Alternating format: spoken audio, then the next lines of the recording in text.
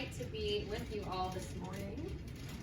I'm so glad that you and feel honored that you are using Original Blessing as your Lenten study. It makes me so happy, and I hope that it brings up good questions and conversations for you in the weeks to come.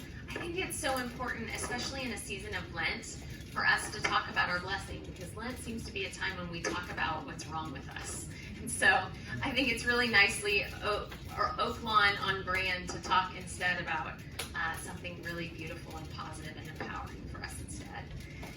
When I was in seminary with Mike, actually, one day we had this discussion about the Sermon on the Mount. And we were talking about how hard it was to follow it. Because, I mean, have you read the Sermon on the Mount? Praying for your enemies, blessing those who persecute you, not worrying, like all of it, really hard. And I will never forget that one guy during our conversation said, well, you know, I mean, the Sermon on the Mount is really just meant to be this statement of grace. Jesus told us to do these things knowing that, like, there's absolutely no possible way that we can do it. And so really, the whole point was for us to feel like we know we can't do it, and then when we fail, we have no choice but to turn to Jesus and say, we just need your forgiveness. And some people were like, yeah, I mean, that's true. Like, we can't do the Sermon on the Mount. But then there are a few of us that were like, what? I don't know if any of you watch Seth Meyers, where he does that Amber Says What. It was like kind of an Amber Said, we were like, what? And I think it's funny that most of the people who said what were the Methodists and the Baptists, which I do not think was a coincidence in that moment at my Presbyterian seminary. We were like, no, we think Jesus told us about the Sermon on the Mount, like, so that we would do it. You know, we know, like, we get it that it might be hard to do, but we think that's actually the main point. Sure, grace is in there, but, like, really it's about doing it. If I'd had my wits about me that day, I would have quoted Deuteronomy 30 as a counter-argument, because the entire point of this passage that we just read is that we are created to be these agents of goodness, these agents of change, and there is no sign whatsoever that we're not able to do it. Now, by no means does that mean that we will. We certainly haven't.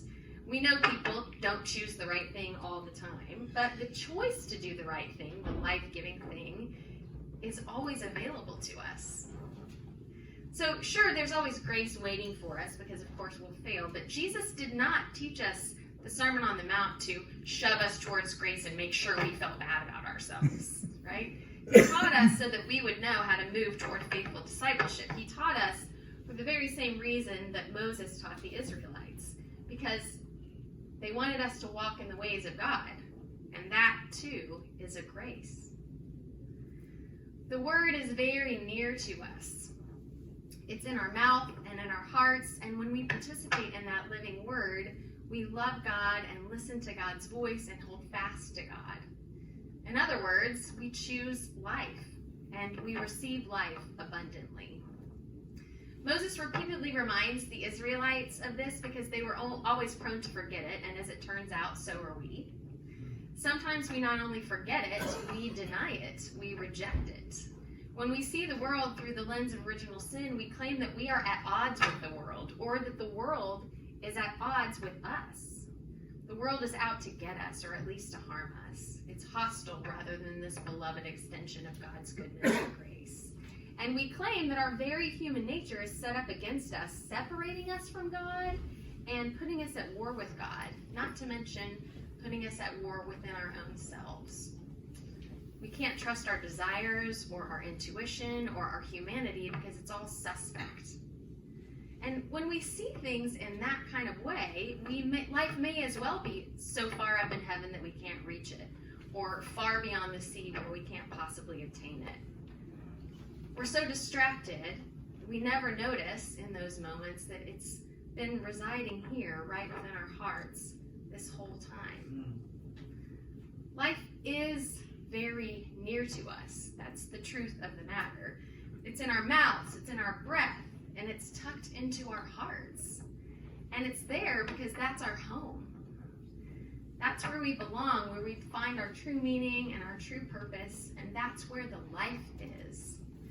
We only need to choose it. I think it's worth remembering that God chose life first.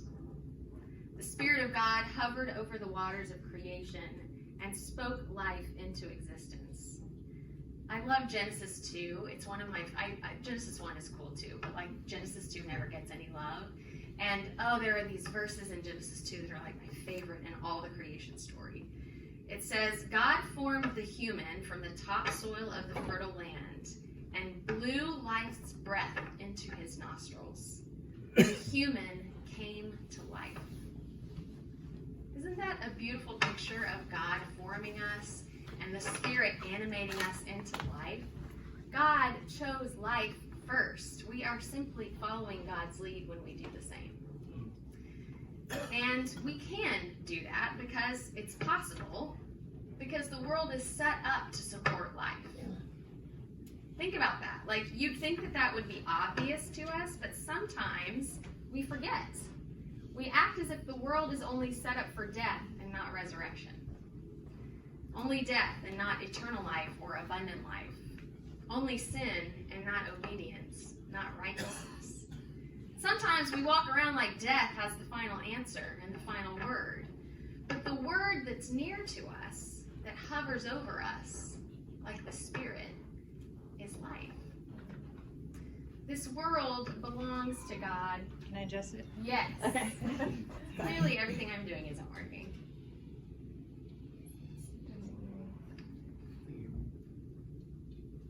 Oh, you think it's my earring making the noise? It's stuck in there. Oh, it goes right through the air. Do y'all want me to just talk You wanna use loud? that? I'm just actually a really loud, I'm Lebanese, y'all. I'm a loud talker. Or I can use the handheld. Yes. Yeah, because that's like super distracting, isn't it? And it's totally out of my hearing. Okay. Yay! Okay, how's that?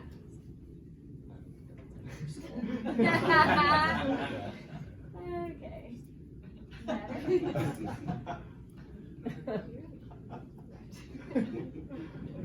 We're gonna get it. Okay, hang on, let me unmute that. Okay. Fully wrapped up in there. This doesn't draw me back. All right, we got it. Is this better? Oh, good. All right.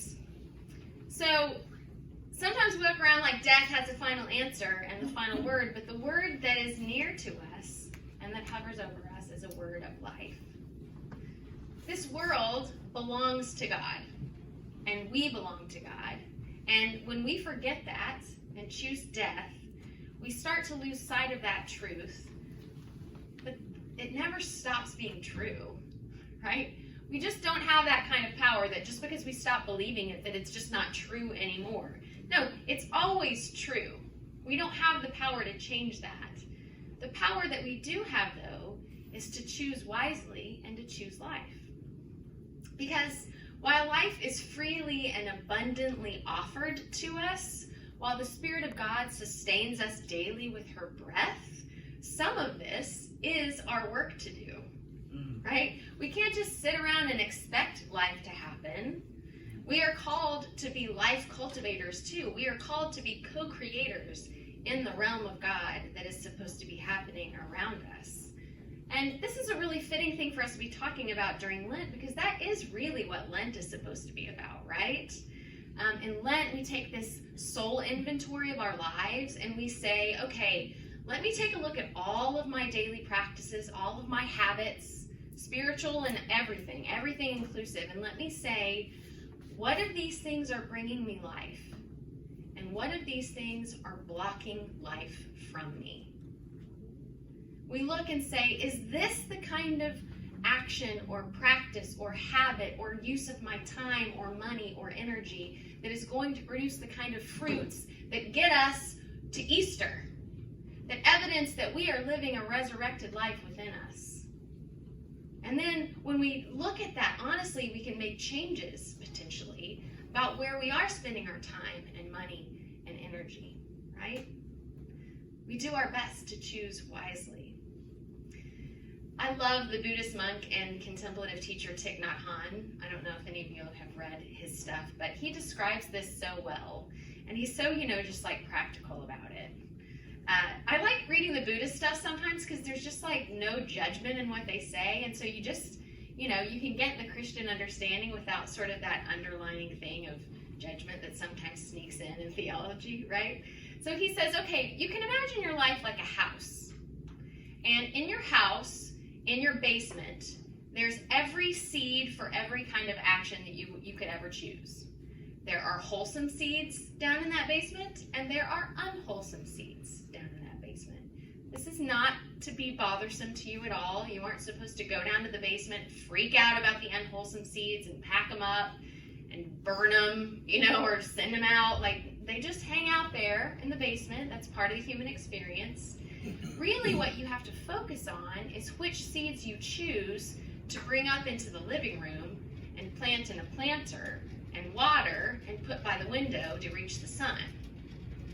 That's what you focus on. You just focus on the seeds that you actually bring into cultivation. And sometimes you're naturally going to walk around your living room and say, I thought that was a good seed, but now that it's really coming into its own, it smells bad. Or it's actually a weed now that I'm looking at it. I thought it was a flower, and now I know it's a weed. And that one is actually sucking all the energy out of the air, and it doesn't look great. You realize that it's not actually benefiting your living room situation. And so you also don't have to get super mean about yourself about this. You just go over and you get the plant and you take it back to the basement. And you say, I just think it's better if you're down here. Best to you. Be well. And then you get different seeds and bring those up and plant those instead, right? It's just a natural process of always looking around your living room and saying, is this the life that I want to be growing within me and around me and on behalf of others who come to visit me in this place, right? We continue to focus on the seeds that are bringing us the good stuff, the life-giving stuff. And we put those things into our focus and into our homes. Choosing life isn't always easy, but it isn't beyond us, right? It's not out of the ordinary. It's not like when we choose life, we are moving against this massive tide, right? When we choose life, we come home. We return to our center of being and presence. We reside in our hearts and souls. That's the place that we're supposed to be. So when we choose life, we just are coming home to the most natural thing about us. We just get distracted sometimes. It's not a matter of making ourselves into something that we're not. It's about returning into the goodness that already exists within us. So, for example, we're not asking a cherry tree to become an oak tree. We're asking a cherry tree to produce cherries, right? It's the very thing it's designed to do. When Jesus talked about the Sermon on the Mount, he said, I have asked you all and given you all the ability to produce cherries, and I'm just saying, I want to see some cherries. They're delicious. Everybody likes them. Do this. It's really great. Everyone wins with the cherries, right? God is not saying, well, I know that I only made you a cherry tree, but you have to be an oak tree, and you will be an utter failure if you can't pull that off. We are asking ourselves to live into the very thing we are designed to do. But to believe that and to choose that is only possible when we actually do see that the world is designed to support life. And not only that we see that the world is designed to support life, but more importantly, we trust that the world is designed to support life. That's really the hard part, right? Because that means trusting in the goodness within our human nature as well. Because if we think we can't do it, we won't. And if we don't, then we just gave up the holy opportunity to live into our original blessing. And everyone suffers from that decision. I think the repeat offenders that tend to whisper to us to make that decision are guilt and shame. Those are the most often repeat offenders about this because they derail us every single time. Because as it turns out, feeling bad about ourselves is not particularly motivating. I don't know if you've noticed that you don't actually get to a good place when you just feel bad about yourself. We give up, right? Because guilt and shame steal away the energy that we need to change. This is such an important thing in spiritual direction. When I meet with people, I say this over and over again because goodness, we are so hard on ourselves as humans. It is just so sad how hard we are on ourselves. It doesn't mean we don't hold ourselves to account, but when we just stay there, in the guilt, we just get so stuck. So I'm constantly telling the people that I work with, okay, the very energy that you need to make this very difficult change, and change is hard enough as it is, that very energy that you need is getting sucked away from you because you're choosing to stay in the guilt and shame, and because you think that that's where you belong. And so every time you choose the guilt and shame and stay there, you are undermining your own spiritual transformation. You are taking the very energy you need to be the person that God created you to be, and you are just letting it get siphoned away in this vortex. We are constantly undermining our own transformation when we do that. When we choose to be harsh to ourselves and that inner critic within us becomes bloated with guilt and shame, we are just preventing ourselves from blooming and from thriving and from being life-giving to ourselves and others. Original sin is like this hamster wheel for our movement towards life. We just hop on it, and it just keeps us so stuck and so tired, right? When Moses speaks of blessings and curses in Deuteronomy 30, I hear that so much as a choice of inner dialogue. When we choose death, actually what we're doing is we're cursing ourselves. That's not coming from God. God is like, no, literally, I just want you to make the cherries. That's actually what I want. I really don't want you to feel bad at all. I don't want you to just sit there feeling terrible and not doing anything. I just want you to flourish and feel like you were just doing everything you were meant to do. When we choose the curses, we are cursing ourselves. We are putting ourselves in that timeout, right? We step ourselves onto that hamster wheel of guilt and shame, and we just run ourselves ragged. Because in the same way that life is designed to produce life, death is designed to produce death. We aren't at any point, no matter how many times we try to judge ourselves into goodness, we are not ever going to get there, right? That hamster wheel is not going to get you cherries. Ever. It's not going to work, right? Only love can do that. Only life can do that. A weed cannot be a cherry tree, but we can choose the seeds that we plant. Scripture doesn't speak of our humanity as something to avoid. It's something to channel, right? We have to acknowledge that we have unwholesome and wholesome seeds in our basement, and that could really change the way that we do things, right? It's important to choose wisely. So to become faithful, we seek to become wise, and we focus on practices and rhythms and habits and environments that are going to encourage our growth in a godly direction. Our humanity is a conduit through which God has designed us to be holy. And of course, I can't leave this morning without saying this doesn't come without difficulties. Our job as people of faith is to cultivate environments best suited for life, and that is a systemic, institutional, political calling just as much as it is a personal one. We have to uproot the weeds and thorny plants of things like substance abuse and domestic violence and inadequate support for people with disabilities or those suffering from mental illness. We have to confront systems of injustice and racism and sexism and militarism that keep us stuck in soil that is impeding our growth and impeding the growth of others. And that work is hard. It is not a joke. That work requires us to hack at hardened soil in the blaze of the midday sun, and that work does make us tired. So if you're in a current situation where you feel like you are hacking at hardened soil and feeling very unsupported, and you feel like life blooming is the furthest possible thing from your reality, I just want to say I see you and I hear that. I know. I don't want to undermine that reality for you. But I also want to tell you this. The seeds of life that God gives us, they do not have expiration dates.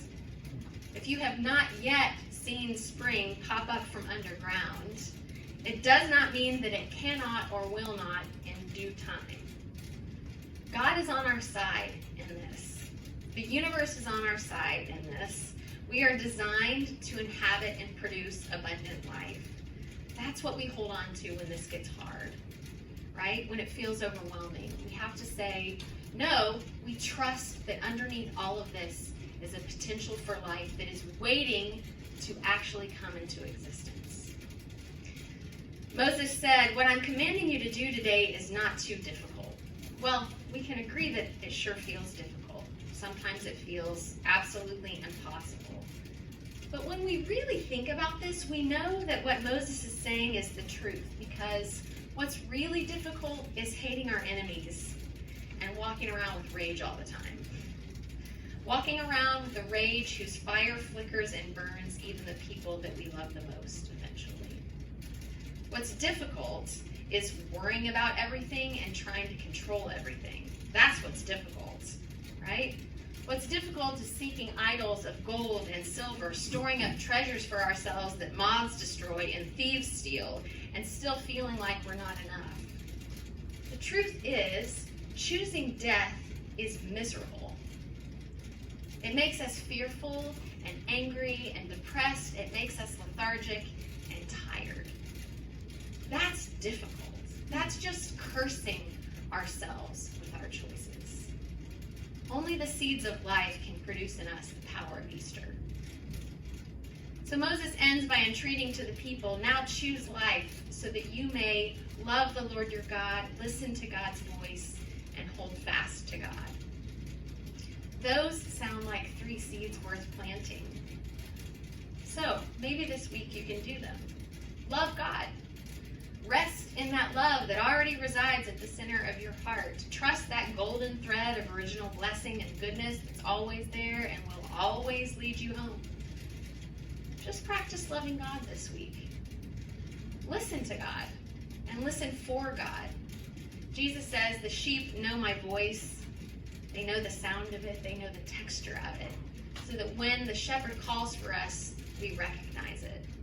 Whatever way you do spiritual practices, do that thing that helps you connect to God so that you can hear God's voice enough to know when God is calling you to do something. And lastly, hold fast to God. Hold fast, knowing that God's steadfast love is the most steady, reliable, trustworthy force in this universe, more powerful than death and all forms of death therein. We can hold fast to that. And when we draw near to God, we only realize that God has always and only ever drawn near to us. God is very near to us in our breath and in our hearts. And when we rest in God, we choose life and we find life. So this week, may we all love and listen and hold fast, that we too may rest in the steadfast arms of God.